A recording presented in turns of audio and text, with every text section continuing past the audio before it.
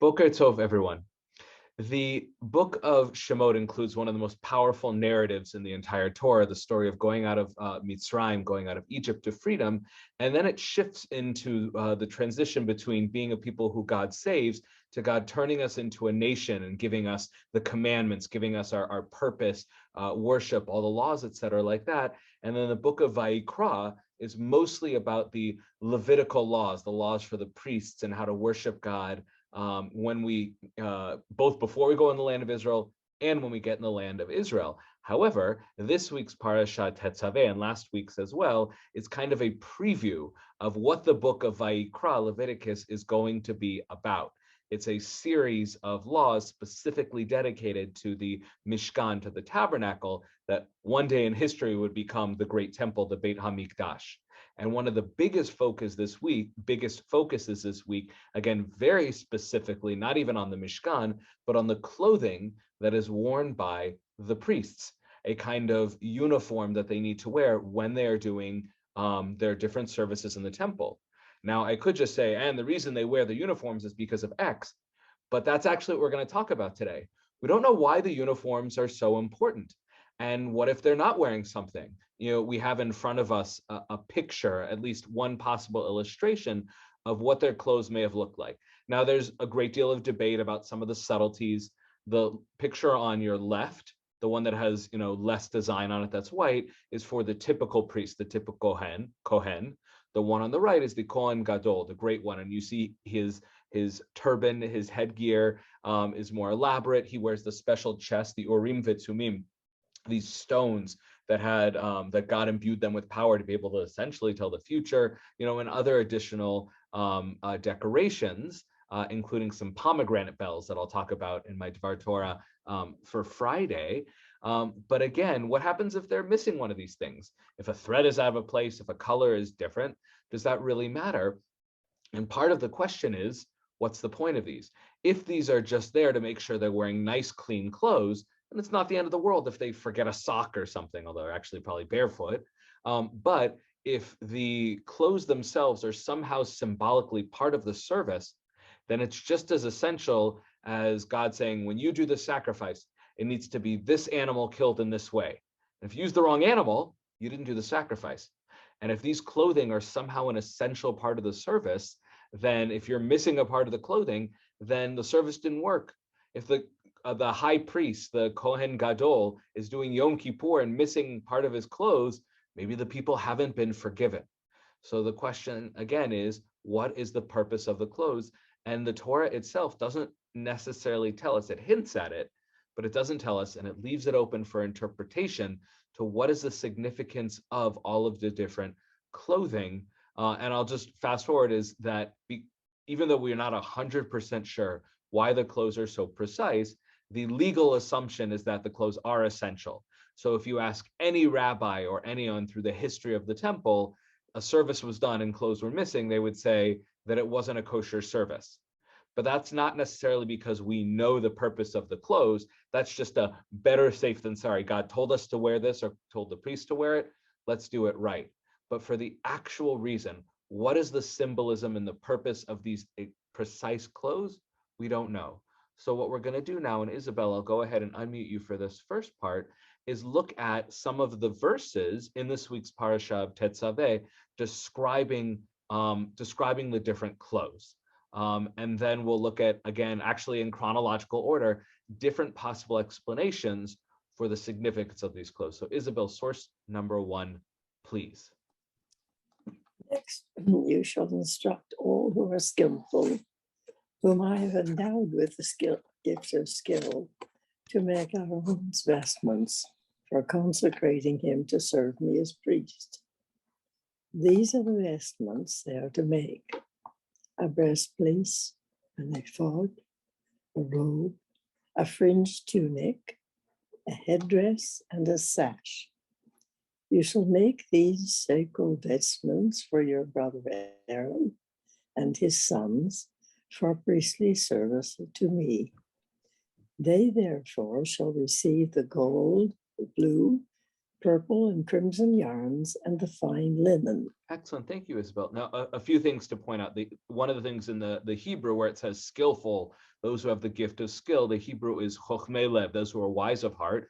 But specifically, it says that God has given these people the gift of ruach chokhmah, this spirit of wisdom. So making these clothes is not something that an average craftsperson can do. One who makes it has some sort of divine inspiration in them. So there's something going on here. It's not just make nice clothes for them.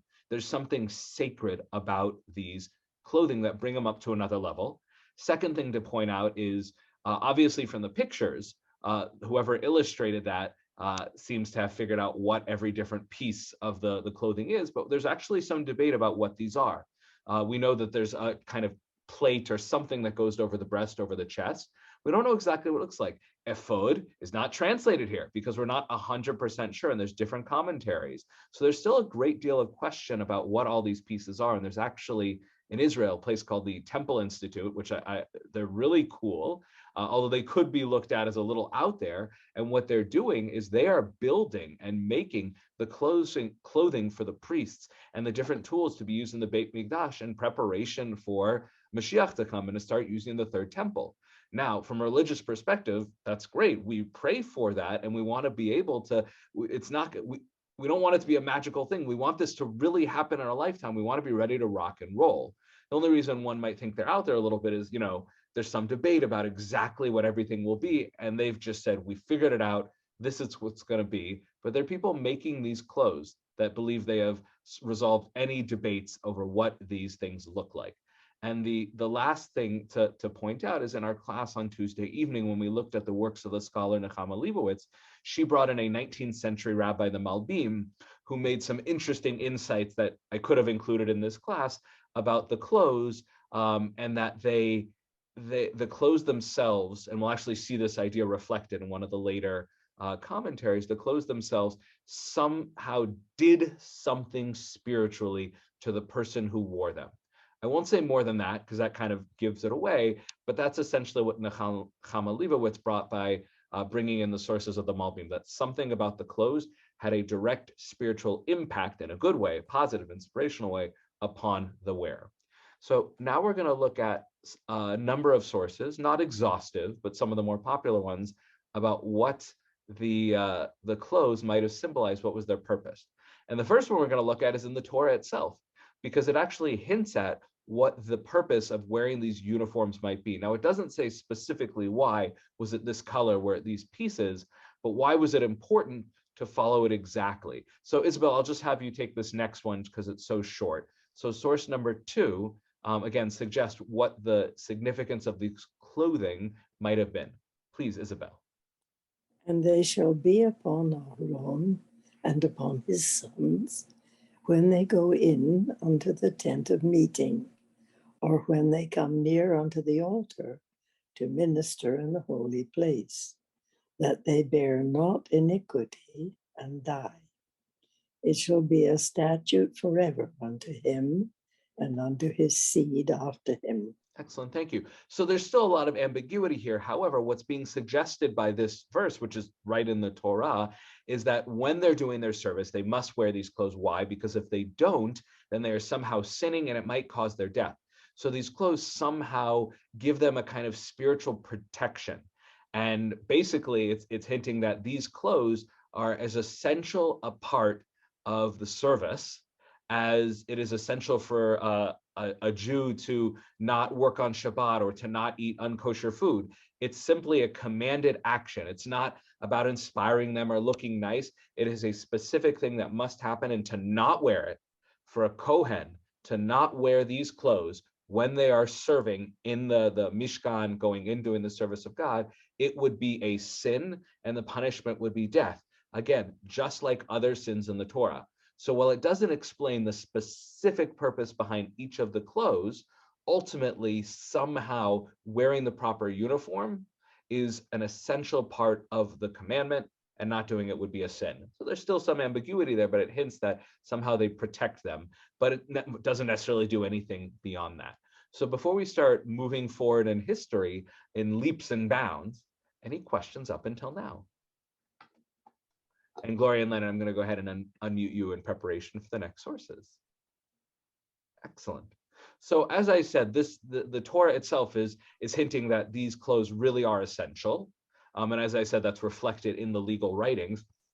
But again, it doesn't really go into why these specific clothes, what is the significance of each of these things. And again, the Torah often doesn't tell us the symbolic significance of why something needs to be a certain color or a certain shape or a certain taste or a certain time of day. Sometimes it does, and sometimes you can figure it out with good old common sense, but sometimes it's purely symbolic and you are left just saying, I'll do it because you said to, God, but I haven't the foggiest reason why. So the first source that we'll look at is the Talmud, which is around 1500 years old, give or take. And they jump right into the significance of it, which many rabbis do indeed pick up on. And it's actually quite powerful what they are suggesting. So Gloria, if you will take source number 3, please, in the Talmud Bavli Zvachi.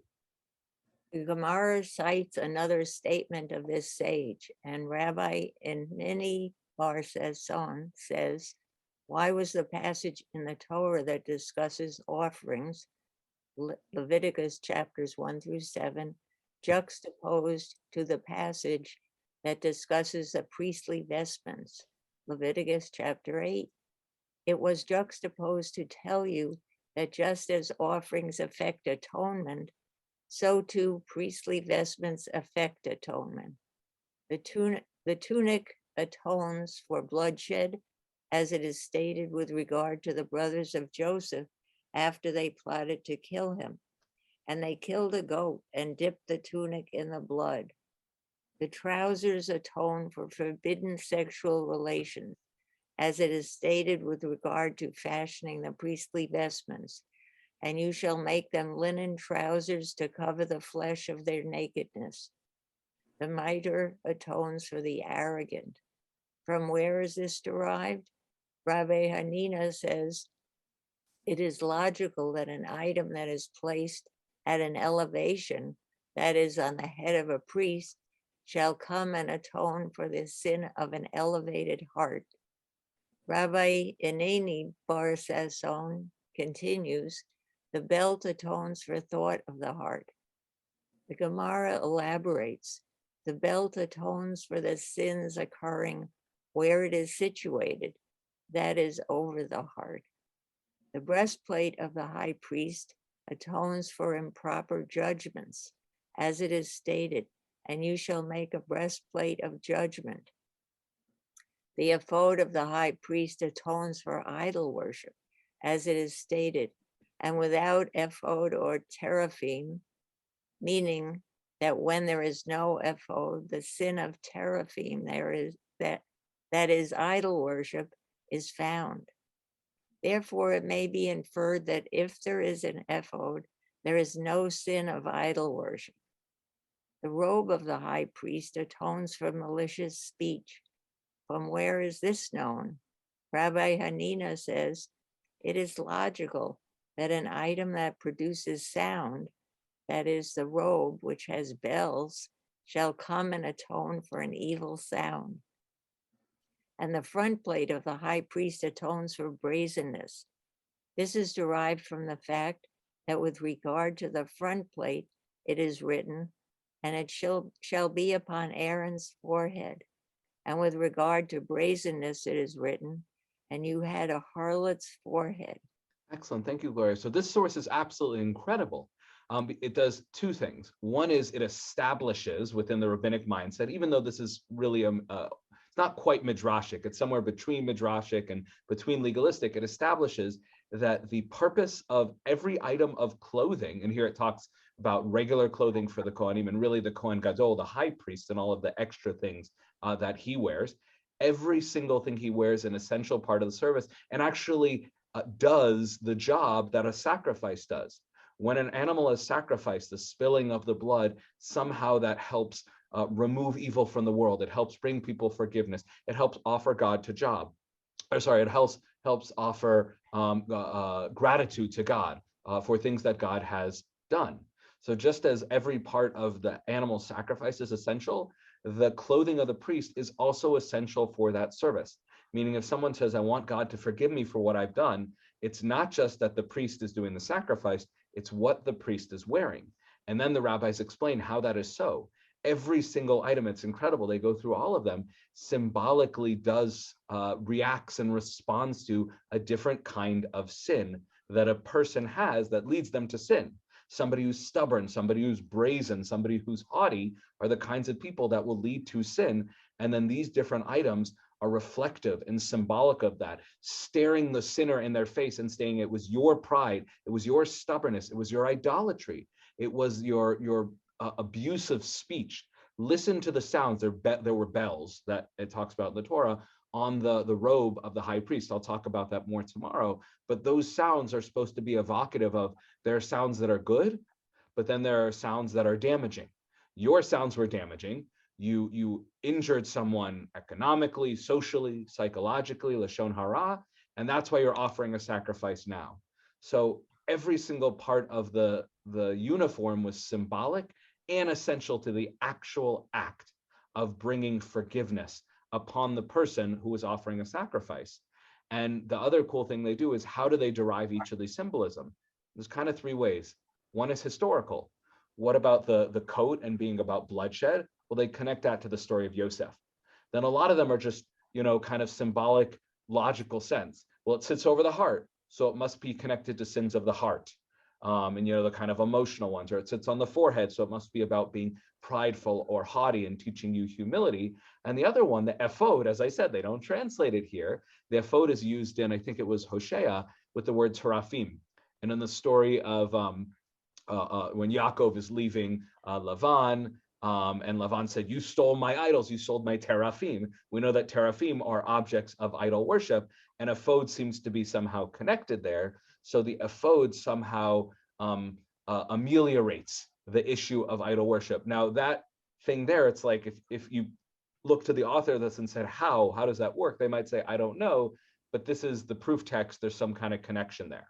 So some of these symbolic meanings are a little bit tenuous, but it's incredible how they just made this thorough, exhaustive, comprehensive explanation for the purpose of the uniform. It's part of the service. And the reason it's part of the service is because you want every sacrifice to God, every offering, to symbolically connect to what caused it in the first place. And this is just true about consequences and punishments. If somebody steals and then you burn their house down, it's not going to teach them a lesson. But if someone steals and you make them work to make back that money, it has more significance. So too, if somebody is a really stubborn person and the sacrifice and the clothes remind them of what stubbornness brings you, again, it all just brings it full circle. So I thought it was just a beautiful, powerful source. So any thoughts, comments, or questions before we move on? Excellent. So now that we've sort of established that idea that the uniform is essential, it is as much part of the service as the animal being sacrificed, and every single item has some sort of symbolic significance, historical, linguistic, etc., but somehow it connects to the sacrifice being offered. Now we're going to go to a slightly different direction. So Rashi is still kind of in that ballpark about something essential about the uniform, but I'll take the Rashi.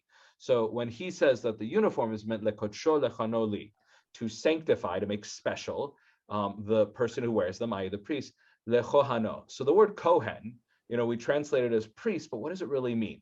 So we're not 100% sure what the word kohen etymologically means, but it probably means something like dedicated for a specific service, i.e. serving God. So what does it mean that these clothing somehow sanctify, specialize, and dedicate this person for service? So Rashi says to sanctify him, i.e. to install him, the priest, into the priesthood by means of the garments here specified, so that he may become priest unto me. The expression of chehuna denotes service, seventri in Old French. But Rashi here is just saying that somehow this uniform designates them as a priest. So it's not connected to the service, and it may or may not even be about the symbolic significance. It's just the idea that for a priest, and I'm sure there are professions like this, you don't get to do your job until you get your license. And it's not just that you're born into it or that you finished your classes. You actually need to have that document. You need to, or whether it's a vaccine card, whatever it is, you need to actually receive a specific item before you're allowed to do some kind of work. So somehow you're not allowed to serve as a priest, or priest isn't allowed to serve until they're wearing their uniform. So there's some spiritual power there, but it's also kind of a practical thing. You don't want policemen to be, or firemen to be walking around, in swimming trunks or something like that. You want to know that someone is wearing the right uniform. You can identify them, and it helps them do their job. I was going to say police, but with undercover police, it's a whole other thing. But there's certain professions where it's very important that they wear their uniform. It creates a sense of trust, a sense of professionalism. And again, they may technically be able to do their job, but without the uniform, a lot of people would say, you're not really this, or I don't trust you to do this.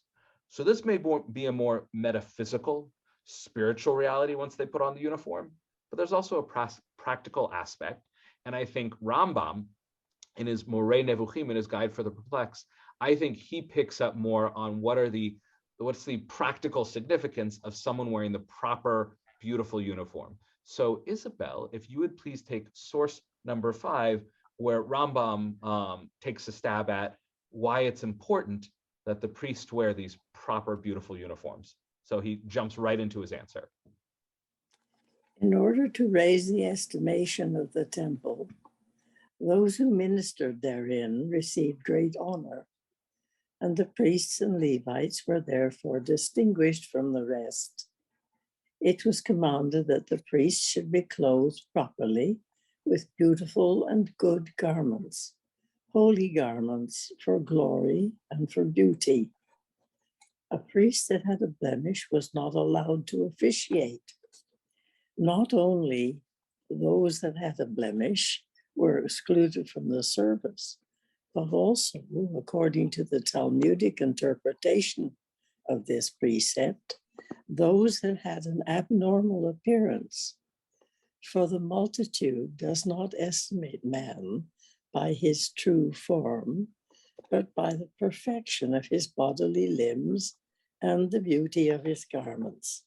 And the temple was to be held in great reverence by all. Excellent, thank you. So while Rashi may have been saying something slightly different, you could argue that they're both saying something very similar, which is that the purpose of the garments is not for the service itself. The Kohen could do it in overalls or jeans. That's not what's important. It's to allow them to do their job. How does it allow them to do their job? Is because the priests are representatives of the people. There are certain sacrifices that are offered on behalf of all the people, whether or not there's regular Israelites there. But many of the sacrifices were for an individual, whether they were having gratitude for being saved or for someone who had sinned. But the priest essentially serve God, but they also serve the people. And if the people walk in the temple and be like, why is everyone walking around wearing khakis and baggy torn t-shirts? This is not a place of holiness of God. It's going to take away from the priest's ability to do their job, because no one will trust them, no one will support them. And it makes the people look at the temple and be like, this is not a place where I want to connect to God. So their clothing raises the estimation of the temple. It brings it the honor it deserves. And when the people look upon it, they're in that proper spiritual space. This is an idea which I think Christianity has really embraced in the design of many, particularly Catholicism, in the design of their churches, where, whether it's a Sistine Chapel or whatever it is, you walk in these massive open spaces with art that's supposed to take one's breath away. And while Jews don't do it because of the association with iconography and statues and idolatry, but the idea that a religious experience should just knock someone off their feet and recognize the awe of God, that's the basic idea here. When someone goes to a place of God, they should feel that awe and that respect and that dignity. So it's not about the clothing are essential in a spiritual level. They're not there to create an internal inspirational feeling within the priests, and they're not essential to the service necessarily. The Rambam would say they're essential because God commanded them to wear it, so they have to wear it. But practically speaking, they're there to make everything appropriate and nice and professional and just beautiful. But he also makes a note at the end saying, we all know that's not what should be important. What should be important is the internal stuff, the mental, physical, intellectual stuff. But that's not how people work. People would rather see the Kardashians than they would a bunch of mole people, serving in the temple. So does everyone know who the Kardashians are? They're people who are famous for looking pretty. They've done nothing good with their lives, as far as I know. And their mother was quite famous. But that idea is people just want to see pretty. They don't want to see regular or what they would consider ugly. And I think Rambam, he's criticizing those people rightly, but he says, despite that, at the same time, God recognizes that's how his people work. So in his temple, he wants it to look nice. And a Kohen who's brilliant and has a beautiful voice, but they look, whether they just look abnormal and it's distracting. Distraction on the surface. It's horrible to say that, but that Kohen cannot serve in the temple because unfortunately, the way people work is they won't be focused on God. They'll be focused on someone's distracting appearance. So the Kohanim should look nice and respectful, befitting the office in which they serve. So any questions before we look at our final source? Beautiful. So the last one here is quite contemporary. Aviva Gottlieb Zornberg, who's a contemporary author and has written some beautiful books on the Torah, brings a lot of psychology. And I don't know if she specifically focused on poetry, but a lot of her writing is poetic in and of itself. And the idea that she brings in that I think is quite beautiful is, I think, adding an additional layer. So we've suggested that the clothes are simply part of the service, as much as any animal, as much as the blood, as much as the vessels, the building itself. Those are all essential to the way that we serve God. And there's a reason for each of those symbolic choices. Or it's not about the clothes themselves. They're just there to, make everything look nice. But it's about the people. So the one thing that we haven't focused on as much is about the priests themselves. What are these clothing meant to do to the priests?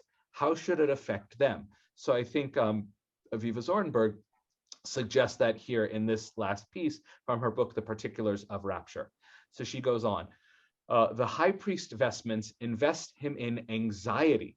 If somebody wears a uniform, whether it's police or a firefighter or a doctor's uniform, they know that people, or someone dressed as a rabbi, they know that people are looking to them and have a certain expectation that they are going to be good at their job and that a lot rests on them, whether it's the spiritual health of the people or their physical health or their safety. There's a lot of anxiety in that as well, but there's also a certain amount of honor. So she continues, no less than in glory.